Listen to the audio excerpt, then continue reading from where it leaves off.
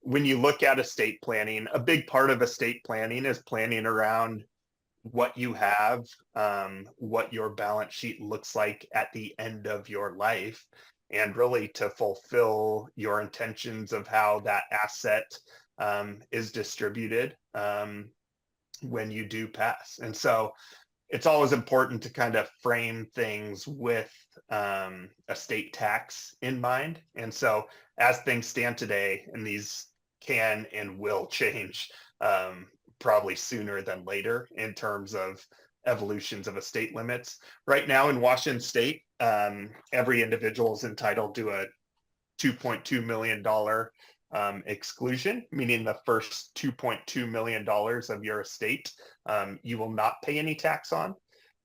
Washington State does not allow portability exemption, which means you cannot pass on part of that exemption amount to your spouse. So that will impact some estate strategies. Today, the federal exclusion amount is 13.6 million per individual.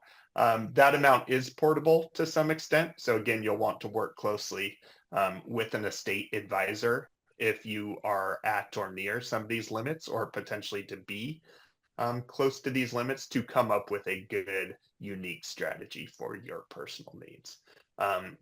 Within estate planning, and looking through the lens of our conversation today, how could you incorporate philanthropy within an estate? We've talked about a lot of strategies that can actually coincide with an estate. You can synergize a donor advised fund with your estate. You can synergize something like a life insurance policy with estate planning. But the most simple form of gifting through your estate is leaving money or assets to an organization in your will.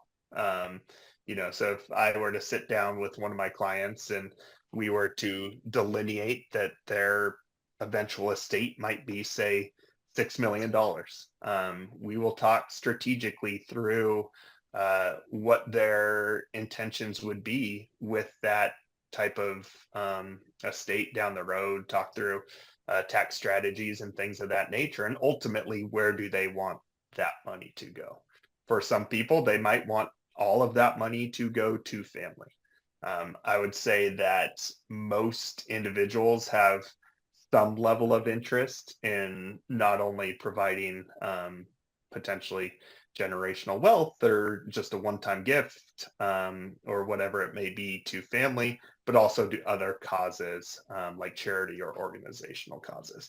And so lots of organizations will have some type of framework to leave a gift, to leave a bequest, if you will, that people can incorporate into that estate strategy, maybe even provide language that person can provide their attorney on how to delineate what the amount is or what the percent is, and make sure that the organization is accounted for properly in some of this end of life planning. That could also include naming a charity as beneficiary on a retirement account. So similar to what we talked about with life insurance, if Bob had 3 children and he was passionate about East Shore Church, hypothetically, you could say, I want 25% of a retirement account to be distributed to each of my children, and then 25% to the church. And so that all comes into the financial preparations and conversations that an individual might have, both with family, trusted advisors, whoever's being entrusted to step into those conversations for planning around one's legacy and gifting. So that the estate kind of ties the bow on a strategy that one might undertake for their own personal, not only planning for end of life financial preparations, but charitable giving, legacy gifting to family. That is, for lack of a better term, your last financial asset is your estate and how that's distributed.